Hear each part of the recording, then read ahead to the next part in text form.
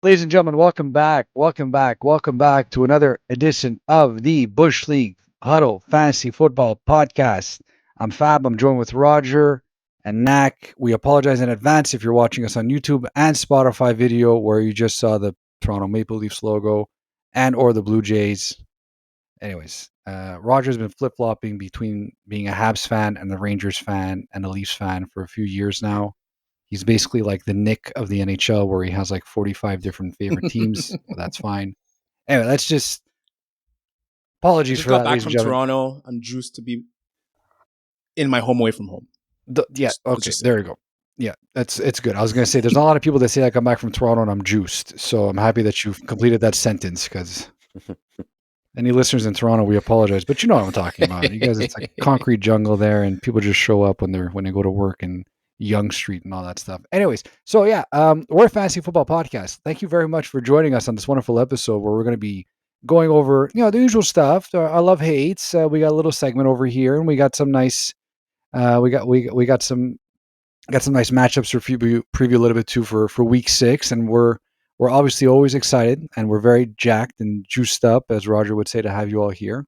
Before we get started, though, we want to remind all of our loyal listeners, which is you guys listening to us right now, to please follow us on YouTube, Spotify, Apple Podcasts, TikTok, Instagram, and Twitter for your weekly fantasy breakdowns, where you're going to get those all season. This is week 6, so we're going to keep it going up until week 16, 17, 8, doesn't matter, until playoffs. The real ones, not the fantasy football ones, but even those are stupid.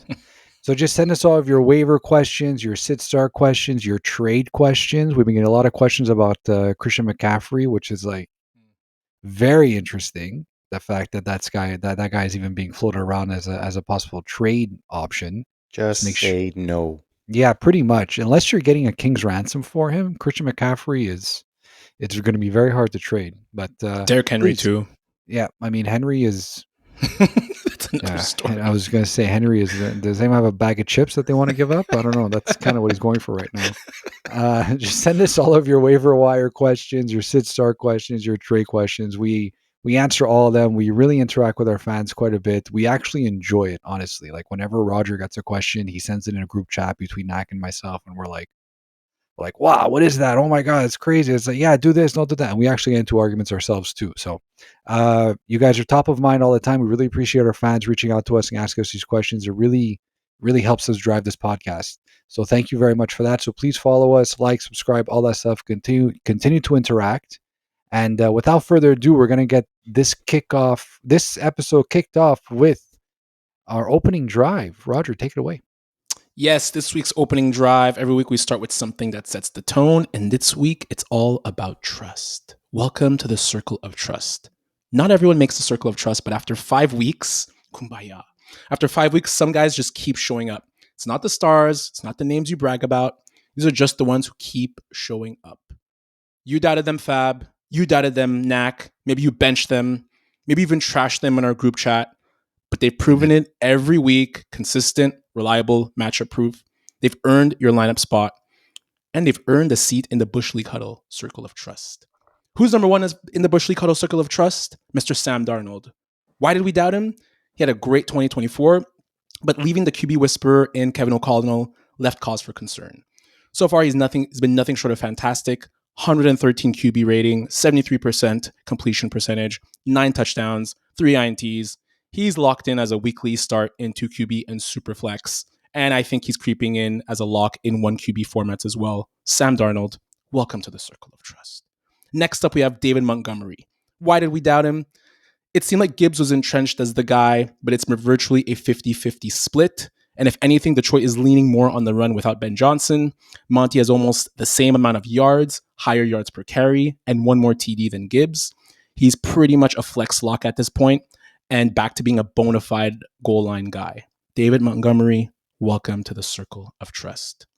Next, we have Quinton Johnston. Why did we doubt him? Do we really need to ask? Fab, I'm looking at you. Edward Scissorhands had so many brutal drops last year, plus the Keenan Allen addition rendered his ADP as the 60th wide receiver off the board. He's the wide receiver 8th on the year, which is hard to believe. Wild. He has as many targets as Amon-Ra St. Brown and clearly has the trust of Justin Herbert. and he should have yours by now too. Quinton Johnston, welcome to the Circle of Trust. Next, we have Drake May. Why did we doubt Drake May? Was it the rookie wall? Was the Stroud sophomore experience? Well, there's been none of that with May.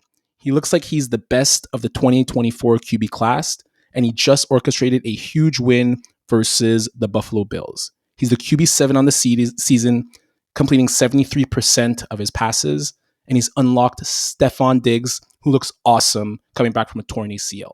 The crazy part is his rushing hasn't even come to life yet. Drake May, welcome to the Circle of Trust. Circle of Trust. I just want to say that Drake May is the truth. Drake May is the truth. A lot of great breakdowns about him recently. That throw he made, like in the end, in the red zone on the run, was absolutely nuts. The real deal. The real deal. Next, we have Javonte Williams. Why did we doubt him? Well, Javonte has always been a year away from being a year away. Highly touted in Denver, the ACL injury, the inconsistencies, the drafting of his many replacements multiple times. That year away from being a year away, it actually has finally arrived, and he looks awesome. The RB3 on the year, 5.7 yards per carry, averaging 20 PPR points per game, and he's clearly solidified himself as the main guy in Big D and in your lineups. Javonte Williams, welcome to the Circle of Trust. Circle of Trust. I just want to give a quick shout out to cousin Pete, actually, who I think we all owe an apology to. Came on this podcast, and he was praising this signing, Javonte Williams. He's going to be great. He's going to be amazing. I'm drafting him, and we were all looking at him like he had four heads. So I just want to, cousin Peter, if you're listening, mea culpa. You called it right. I want to give props and dues where it's done. You don't get a lot of things right, but you got this one right. It's hard to blame us, to be honest, the way he looked the last few years, but definitely deserves props for that. That was a bang on call. Two more left in the Circle of Trust. We have Travis Etienne Jr. Why did we doubt him? Well, last week we talked about getting got by preseason hype last episode. Backfield, the backfield of the Jags really embodied that, whether it was Tank Bigsby or Bushel Tootin. No one thought Etienne was going to be the guy, and then boom, over 140 yards in week one. Then Bigsby gets traded to the Eagles the week after, and he's been the RB11 on the season. Travis Etienne, welcome to the Circle of Trust. Circle of Trust. And then finally, last but not least, we have Mr. Jake Ferguson. Why did we doubt him? Was it over a year without a TD? Maybe dating a Cavender twin and the impact that had on 2024 Carson Beck? Anyways, Fergie is the tight end one on the season and looking dominant at times, coming off a 2 TD performance against the Jets. And his ADP, 123. Don't take tight ends early. And also Jake Ferguson, welcome to the Circle of Trust. Circle of Trust. And then quickly have some honorable mentions. Garrett Wilson, Chris Olave, Christian McCaffrey, Devon Achane, James Dalvin Cook, Baker Mayfield, and Puka Nacua. The Puka Nacua one is one that I... Honestly, we almost deserve to not have a podcast.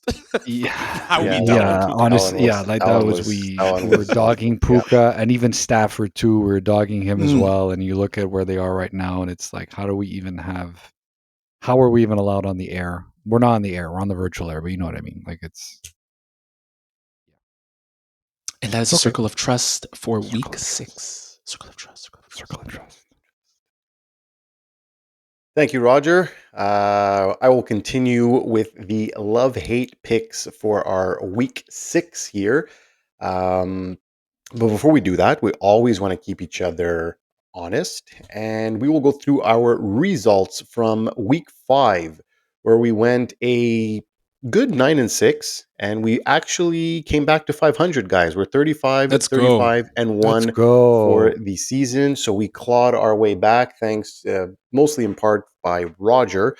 Roger, you lost on your love of Darius Slayton. He did pick up an injury during the game, but you did win with Christian Kirk, Dalton Schultz, and your hate for AJ Brown and Khalil Shakir. I won these by the chin, the hair of my chin on all these. We base these guys. It counts. The cumulative, like gap between the projected and actual, I think, is like 3 points between all these guys. All the love, Yeah, all my loves this but week. we base it on All the- off of the projections, Yes. so we'll definitely take those as a win. Fab, you had Jackson Dart as a love, which you nailed. Also nailed Waller and Jaden Daniels as a hate. But you missed on Bryce Young and Trevor Lawrence, who had a career game on Monday night against the Kansas City Chiefs. Yeah, hopefully that's a sign of things to come for Trevor Lawrence. Yes. And I was the only one who was outside here. I went 2-3 on the week. I'm giving myself the win on Michael Carter because I did take Trey Benson, who was injured. So I'm going to take the win on Michael Carter. Lost on the Alvin Kamara. Still kind of not sure what's going on with him, but did win on my hate of Chase Brown. We know exactly what's going on with him. Missed on Bill Krosky Merritt. That was a big game from the 7th round rookie, and TJ Hawkinson. But I mean, he was projected 8.36 points and got 9.8. So like that's on the borderline. Yeah. Just for the remainder of the season, and for as long as Michael Carter is relevant, would you guys mind if we refer to him as Michael Carter? The Carter. Carter. The Like Carter. Rush Hour? The Carter. I have Jackie Chan saying Carter in my head every time I read Michael Carter. Is just like, he's not even listening. No, it's fine. That's I'm not okay. listening It's at okay. all. We probably lost half of our I listeners. just muted off that. Fab while he was talking there. We went from 4 to 2. It's okay. So Moving guys, right we along. did bounce back. We're at 500, so clean slate heading into week 6. We have the Texans and the Vikings on bye. So without further ado, let's go through our love hates for week 6. And Raj, why don't you start us off with a couple of QBs that you love going into week 6? Yes, sir, Knack. The first QB I love is Cam Ward, QB 28 at the Raiders. The Raiders, who are an absolute mess, who, while statistically their defense has been middle of the pack, they are seeing decreases in pressure, blitz rate, and knockdown rates versus last year. My key thing with this is Geno Smith is a huge turnover machine, and the Raiders are second in the league in giveaways. And we saw last week a remarkable improvement from Cam Ward in the comeback win versus the Cardinals, finding chemistry with Calvin Ridley. I think Cam Ward has a nice game due to Geno Smith's turnovers and the Titans getting nice field position because Geno is an absolute mess right now. Interesting. That is a very, very interesting take that you're thinking Cam Ward's going to have a good game because Geno Smith is going to turn it over. That is amazing to me. I love it. I love it. West Coast. Yeah, it's a disaster in Raiderland, and I don't think. Well, there's talk about him being benched, eh? Talk about him being benched, and I just think Cam Ward played. Yeah, he played really. I think he played really well, especially in the fourth quarter. Look, I don't think the Titans should have won that game, and we'll talk a little bit about some Cardinals afterwards. But yeah, it's looking bad with the Raiders. Second QB I love is another shocker, maybe Mr. Spencer Rattler, the Rattlesnake, QB 25 versus New England. Spencer Rattler looked really solid against the Giants. Really good pass rush last week. He gets a competent pass defense that held Josh Allen quite in check last Sunday night. Where I like Rattler is he has at least one passing touchdown in 4 straight games. His home splits are much better than road splits in terms of yards per attempt, touchdown rate, yards per game, and QB rating. And this game is at home. The Saints have always been much better looking at home against the road versus the road. And he's developed quite a chemistry with Juwan Johnson, Chris Olave, and Rashid Shaheed throughout different games. Last week, we saw him with the nice touchdown deep pass to Rashid Shaheed. So I think he's a solid QB to play in Superflex and 2 QB leagues. I like it.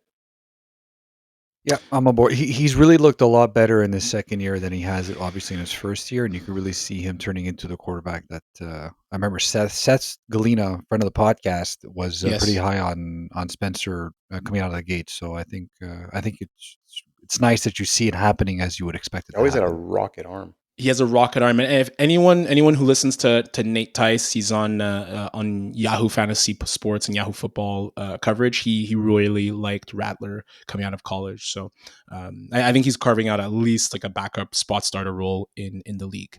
Oh yeah. In terms of QBs, I talked about the Cardinals. I have Kyler Murray, who I hate, at QB 17 at the Colts. This is probably my least favorite team to watch in the league, guys. They don't give the ball to their stars. The OC runs a conservative offense. The coach beats his players. The players fumble at the goal line. Like, what is there to like about this team? Kyler hasn't hit 250 yards passing in almost a year. And if we look at these stats for Kyler, he ranks 31st in air yards per attempt and 29th in yards per dropback. He's being saved solely by his rushing, and he only has one rushing TD in the year. He's a running quarterback. The Colts have allowed only 15 rushes for 54 yards, to rushing QBs. It's one of the most pedestrian offenses to watch in the league versus one of the best playmaking defenses. We see what the Colts do on a weekly basis. They turn the ball over a tremendous amount of time. They're 5th in overall takeaways at almost 2 per game. Kyler is a hate for me until they figure out their offensive coordinator and offensive situation.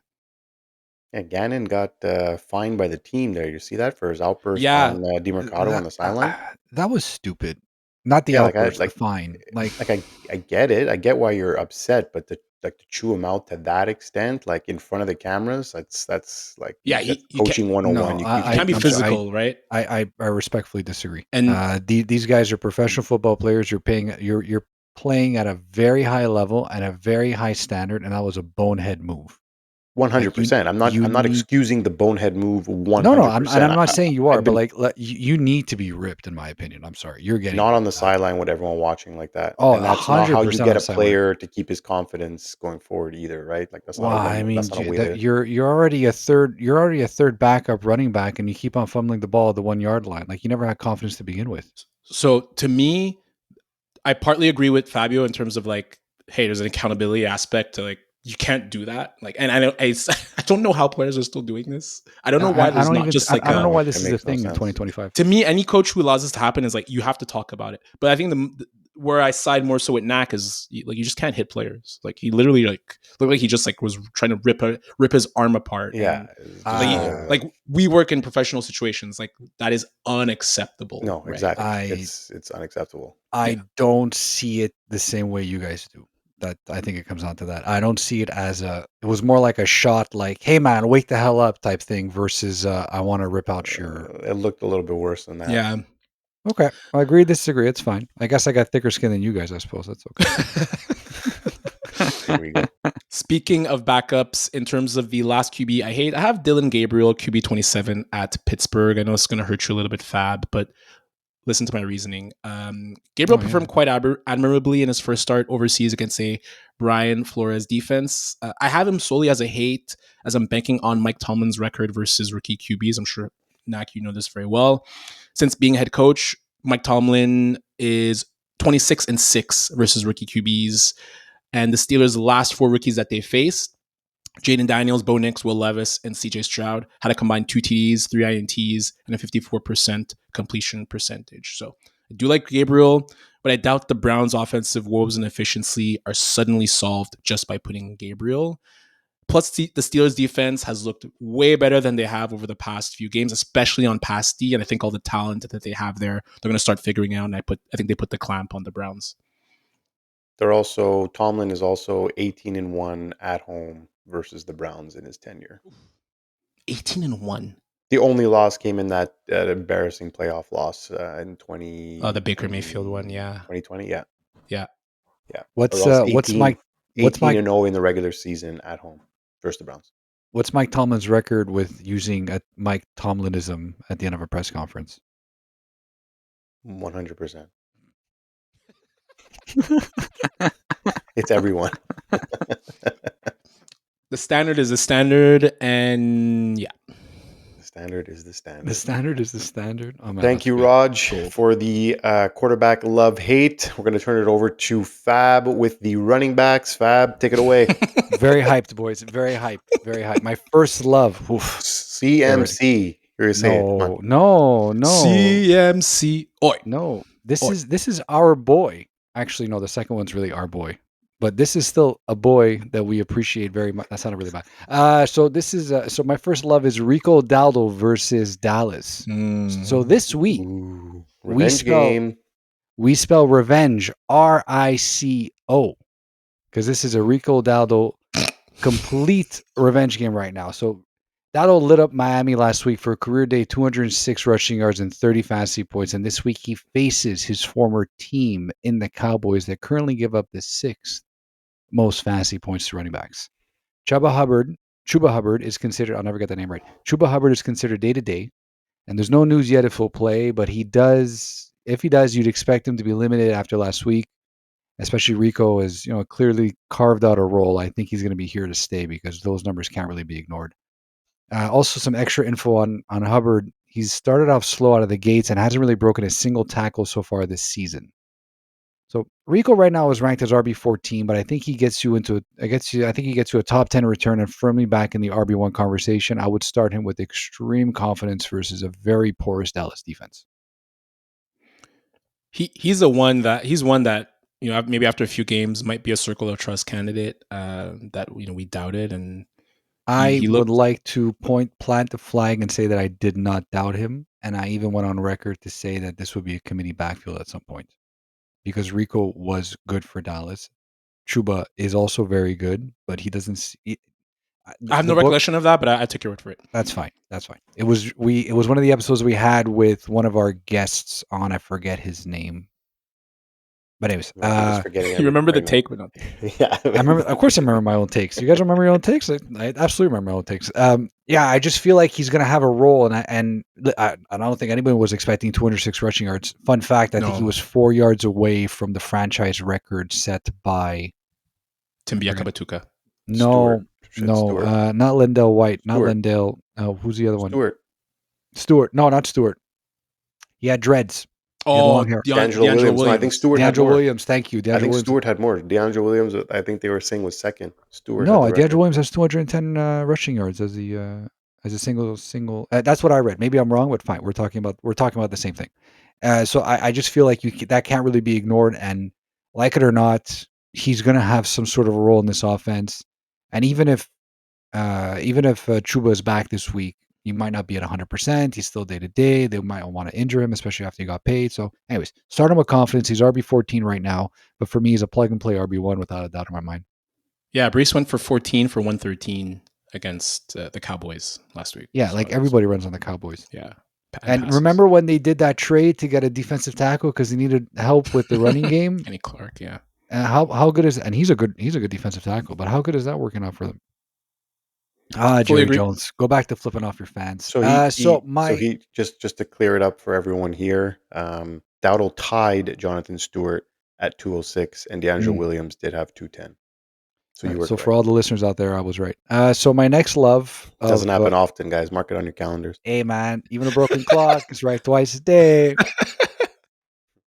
How's that for a Fabio-ism? Why am I still talking? I'm still on my second love. So my second love of the week for running backs. Now this is our boy right here. This is J.K. Dobbins at the New York Jets. Our first love. How have we gone 5 weeks and not mentioned the former, current, and forever future league winner J.K. Dobbins? He's a beauty. Joke. J.K. has been great this year in Denver. Right now, he's currently PPR running back 14. He's had 11 plus fantasy points in all the games he's played. He scored a TD in 4 of the 5 games he's played. And last week, versus a very tough Philly defense, he hit them up for 80 rushing yards and a score. This week, he plays the Jets, the Jets, Jets, giving up the 9th most fantasy points to running backs and is in another excellent spot to finish in the top 10. I love JK this week and rest of season 2. He's currently ranked as RB17 in week 6, but like I said, similar to Rico Dowdle, I expect him to finish a hell of a lot higher. He's another guy that I'd start with extreme confidence. Get him in your lineups if you have him. I will. Yeah, I know. I'm looking at you. I'm facing Knack this week. This is a secret Courtney. Who knows? They're not teeing off RJ Harvey as much as I thought they would. Maybe like the snap share. I think JK is just taking over. Yeah, I think he's just proving that he needs to be on the field too, and he's just like, it's tough to. They've been playing kind of 50-50, if not a little 60-40, so it hasn't been great. But Dobbins has been And he gets more of the red zone work as well. Totally. Mhm. Yeah. Makes a difference. I think I know when Denver signed Evan Engram, everyone was like, "Oh, Sean Payton got his Joker player, got his Joker player." I think it was JK. I think when they signed JK, I think this was the Joker. I really do. So those are my loves for the week. So I'm excited to go 2-0 in that regard. So my moving on to my hates now. One of the guys we just spoke about, but he does have a bit of a tough matchup. We got Travis Etienne Jr. versus Seattle. So this is not an indictment on Travis Etienne, who we've spoken about is playing at an extremely high level this year. It's more in regards to Seattle defense, and they're pretty stout on the run. So if you take out the 2 rushing touchdowns Rachaad White scored last week, which saved his entire stat line because he wasn't very efficient on the ground, Seattle have given up 0 rushing touchdowns to RBs all season. In fact, they're only giving up 3.15 yards per carry. ETN struggled versus Kansas City last week, and I'm expecting the same outcome here. Seattle run defense is very good. He's currently ranked as RB16, but he's more of a flex play for me unless you have better options. So the 2 guys that I mentioned previous to Etienne, right, Rico and JK, I would start these guys way before I would start Travis. That front is very good. The Seattle's front is very good. Cat Williams, man, like he's a good defensive tackle. Yeah. He's really, really good. He's having a great season too. And moving on to my second hate. This one hurts a bit, but I think it's time. It's Derrick Henry versus the Rams. Oh, he made the hit list. 2 big guys. I think we're at this point. He's not rated very high, is he? What is he running back? What? He's an 16 RB or something? Yeah. RB16. He's like mid-tier RB2. That's where he's ranked right now. Yeah, so obviously this one hurts. You know, I really hope this isn't the year that King Henry finally falls off. But if he does turn back into the Henry of old, it might have to wait until week 8 because Baltimore's on bye week 7. Rams run D is legit. The entire team is on fire right now. Ravens, on the other hand, are just a dumpster fire, and the Rams give up 3.4 yards a carry, so it's not a lot, but not a little. They have also not surrendered a single rushing TD all season so far. Oh, interesting. The fact, like the only time an RB has had success versus the Rams D was thanks to the receiving game. So which Henry is not really known for. He's RB16 this week. He's ranked as RB16. He may be RB1 in your hearts, but I think you should really consider benching him for some better options. He's a flex play at best. Oh, that's tough to do. This could be a Justice Hill Keaton Mitchell game, the way you're based off what you're saying. But I'm not ready to say that Derrick Henry is done. What I am ready to say is that the offense doesn't know how to utilize him on first and second down. Are we ready to say that Derrick Henry is matchup dependent? No. Yeah, it's I don't know. If I have Derrick Henry, there's no way I'm benching him just because you're gonna bench him and he's gonna go off for 185 and 2 touchdowns, and you're gonna be sitting there like, yeah, I'm an idiot. Like I benched Derrick Henry, you know? To me, it depends on your options, and it's always how much will it pain you to bench Derrick Henry if he goes off versus the player you are putting him instead. So if somehow you have like Breece Hall, Derrick Henry, and I don't know, like you managed to get Bill Krosky-Merritt, then maybe, yeah. But yeah, and Bill Krosky-Merritt has an excellent matchup this week versus Chicago. Yeah, he does. But I tend to agree with Knack on that point. Yeah, I don't know. Just be really hard. Like you're saying flex play, so he's still in your lineup. He's sorry to interrupt you, Knack. In PPR rankings, is RB21. Yeah, PPR is probably even worse. You're right. Yeah, it could be even worse. But that's still firmly RB2 territory, right? So it's I don't know. It's still tough. I'd be hard pressed to get him completely out of the lineup. But and just the last thing, it's not matchup dependent. Is how much can the Ravens defense hold up? Because if the Ravens defense can keep it close, he stays on the field. If the Ravens defense spots a 30 burger, they got to put Justice Hill. Yeah, well, how well has the Ravens defense held up to anything? Not called a nosebleed right now. You know, like I mean, they can't Swiss cheese. And it's a very good point that you bring up there because if if the opponent's offense is on the field all the time, and the Ravens offense can't get anything going, and they're always behind, they abandon the run game because anyways. So The game I script think we're all kind of changes. saying the same thing here. I think Yeah. maybe one of us is a little bit more honest with themselves, but Okay. I think we've had enough of Fab talking for a yeah, little I've bit. spoken a little bit too much Thank now you right very now. much, Fab, for your love hate on the running backs. I will keep the party going and hopefully keep Fab's mouth a little bit shut here for the next few minutes. I will kick it off here with the wide receivers. So one wide receiver that I love, you touched upon him a little bit before, Raj, is going to be Mr. Stefon Diggs, wide receiver 17 at the Saints.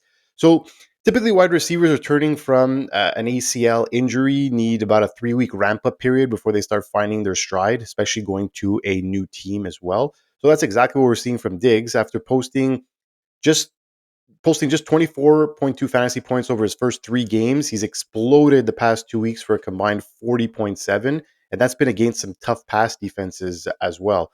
Him and Drake May has been playing excellent football, as you obviously alluded to in the beginning, and his chemistry with Diggs looks legit. They made some pretty nice throws and catches last week. And the matchup versus New Orleans isn't ideal on paper, but I think I'm riding the hot hand here, and he could post almost wide receiver 1 numbers this week against the Saints. Do we think it's the pink substance that he was giving to Cardi B that somehow just made his ACL heal faster?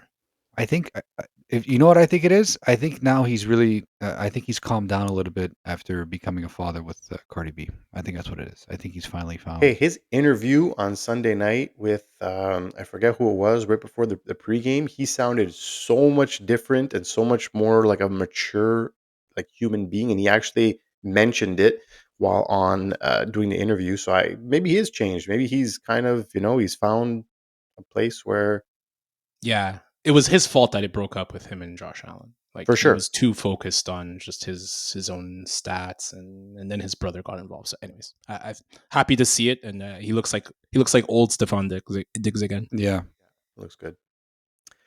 My second love for this week is going to be Chris Godwin, wide receiver 33 versus the 49ers. So similar to Diggs, Godwin battled back from a serious leg injury that kept him out much of last season. But surprisingly, he still saw 10 targets in his first game back. Unfortunately, he only turned that into 3 catches for 26 yards, and he repeated the exact same stat line in week 5, albeit on fewer targets. Still, not forget that Godwin was a top 3 fantasy wide receiver last year before going down with the injury. I think, Fab, you know that best. oh yeah. And with both Mike Evans and Jalen McMillan sidelined, Godwin should see a heavy volume again in what projects to be a high-scoring matchup here against San Francisco. I think he has a great chance to deliver wide receiver 2 numbers, and I'm starting him confidently in all formats. Yeah, I think it's time. It's coming. I really hope you're right, because I'm going to be a Chris Godwin fan for life. That's why I said you knew it best. He's hard Yeah. not to. He's hard not to. He's hard to sit, and also the snap share. So for like 81% snap percentage, like first game back, 77 second game back. Like that's very promising. Yeah, and like people are obviously now going to be aware of Emeka Egbuka, excuse me. God. So Gronk, is that you? He's just yeah, that was a funny one actually. Yeah, he's legit. I loved him coming out of Ohio Yeah, you State, did. and he just really like okay. He had Mike Evans that was out, he had Godwin that was out that helped him out, but he looks fire. He's the truth. 5 games in. So now moving on to the wide receivers, I hate going into week 6. I have Calvin Ridley, wide receiver 29 at the Raiders. I had a feeling. Well, I guess if you hear my reasoning, I mean, I might change your mind a bit if you've turned the corner on Calvin Ridley. But I mean, did someone in your league drop Calvin Ridley after 4 straight duds? Maybe you even spend fab on him to pick him up after his 18-point bounce back last week. I'm here to warn you, don't chase the outlier. So that is the outlier of the season so far. So before week 5, Ridley hadn't hit double digits once this year with a season high of just 57 receiving yards. And even in a favorable matchup with Las Vegas, there's no reason to trust him to deliver again. Every player has their moments, but I think we'll see the real Ridley again this Sunday. And that's the one who disappoints fantasy managers. Yeah, Not a fan. he's hard to trust. I agree, and the catch rate is really bad. The catch rate is really bad. 15 receptions on 34 targets. Part of that is Cam work. Part of that is the fact that they just get the protection's been bad. I look at it as like I feel like Godwin really end of season. If you look at last year, he finished with 64 receptions, 1,000 yards, again on 120 targets, which is really bad. He ended up being wide receiver 27. Calvin Ridley will end up being a top 30 wide receiver by hook or by crook, but the way that he gets there is probably some of the worst way you could get there possible. Like it's the ride sucks. Yeah, because Ridley. You're going to get a bunch of 7-point, 8-point games, and then you're going to have that 18, 22-point outburst, and that's what happened last year. You had those 3-4 games where he really went off, and then the rest were single-digit performances. So, yeah, I'm not counting on him to do it 2 weeks in a row. You know, the targets are there. The problem is that I guess it's the quality of the throws that are going his way, because his catch percentage is like less than 50%. Did I not just say that? Yeah, I'm just reiterating it. I'm just reiterating it. Wasn't paying attention. Michael. You weren't. You are researching. A darling. Were you researching while I was talking? I was doing a little bit of research while you were talking. Shame on you. Hey, and this I'm working while I'm working. What can I say? It's another Fabio-ism. We are a serious podcast. The most serious. Tomlin podcast. Says, "I'm working while I'm working." Yeah, Tomlin is just a beauty. The standard is the standard. The standard is the standard. So my second hate, guys, for week 6 is going to be DJ Moore. He's currently going as wide receiver 21 at the Commanders on Monday Night Football. So all off season, we heard that DJ Moore would be Caleb Williams' go-to guy, the Bears version of Amon-Ra St. Brown with the Ben Johnson there. But so far, crickets. Since signing his extension, Moore has looked disengaged and frustrated on the sideline, and his production has fallen off a cliff. So, meanwhile, you have Rome Odunze, who stepped up into a bigger role, and even Luther Burden is getting more involved. So I think it's hard to see Moore turning things around on Monday night against Washington. And with only 2 teams on bye this week, you probably have better options up and down your roster. I consider even sitting DJ Moore this week. Nak, would you sit him over Matthew Golden? Yes. Which is the situation I have. Golden has an excellent matchup this week. Does. Yeah. He's playing the Cincinnati Bengals, who give up a ton of yards. And Golden has been more involved in each week since he started. And now with their bye week, I think they probably figured out that we got to get this guy more involved and get the ball into his hands. I would definitely start Golden over DJ Moore this week. Sold. I mean, I would start Golden over DJ Moore too. I don't want to turn this into a DJ Moore conversation, but he only has 14 targets in 4 games. Yeah, it's terrible. It's very, very terrible. And I thought Ben Johnson, remember everyone said, oh, Ben Johnson is going to turn him into Amon-Ra St. Brown, kind of similar type player. I definitely said that. Yeah, but we heard it. We were on board. Like people were talking about it. Yeah, we were that on board way. With that. It's like 14 targets in 5 games. Like that's a bit rough. It's weird because I still think he's a great player. So he is. I don't know. I don't know what it is. Maybe it's lack of chemistry, but I'm definitely not dropping him. And I would not advise people to drop him. No. But I'm not going to drop him. But I agree with you. I totally agree with you. And why don't we wrap this up, boys? Raj, you have a tight end that you love or hate this week? Yeah, quickly, I like Evan Engram, tight end 19 at the Jets. Jets have given up the most TDs to opposing tight ends. They've been brutalized in back-to-back weeks by Darren Waller and Jake Ferguson. It's hard not to think Sean Payton won't exploit that against a very disappointing Aaron Glenn defense. So I like Kevin Engram, tight end 19 at the Jets. Nice. I like it. Fab, what about you? I do not like Dalton Kincaid at Atlanta. So Kincaid has been really great so far. I think he's tight end 2 on the season right now. And he put up 108 yards on 6 receptions last week versus New England, but Atlanta gives up the least amount of fantasy points to opposing tight ends. In fact, Atlanta's D in general has been pretty stingy on all fronts. He's ranked as tight end 7 this week, but I think you have other options. In more favorable matchups, like Taylor versus Denver, Njoku versus Pittsburgh, even Tonges versus Denver. Taylor versus Denver, Njoku versus Pittsburgh, or even Tonges versus Tampa Bay, San Francisco tight end. Can't pronounce Jake his last name. Tonges, yeah. Tonges, that's it. Yeah, I start any one of those over Kincaid. Actually, I'm not a fan of this matchup versus Atlanta. I like it. And I'll finish us off with a tight end that I love this week. It's going to be Rogers' boy, Juwan Johnson, tight end 17 going into this week versus the Patriots. So after commanding 28 targets over the first 3 weeks and posting double-digit fantasy totals, Johnson has gone ice cold, which is 7 total targets and under 10 fantasy points combined in the past 2 games. But the good news is his usage remains steady, and he has an 85% and over snap share in all 5 games. And the better news is that he's got a big bounce back matchup, against New England, who has surrendered the 5th most fantasy points to tight ends, including 16.8 points to Mr. Dalton Kincaid that we said last week, and touchdowns to both Tommy Tremble and Mitchell Evans the week before. So 2 tight ends from Carolina finding the end zone. So if he's on the waiver wire, I would grab him, and he's a very strong plug-and-play streaming option for this week. That's a good stat, especially considering Taysom Hill was finally active, and even Foster Moreau as well. So it's the fact that he played 85% is a good sign. And he was over 90 the first 4 weeks. Yes, so he lost out 5% with Taysom Hill. He might see some reduction, but Moreau will probably figure to see a lot less in that equation because Johnson's obviously the better player.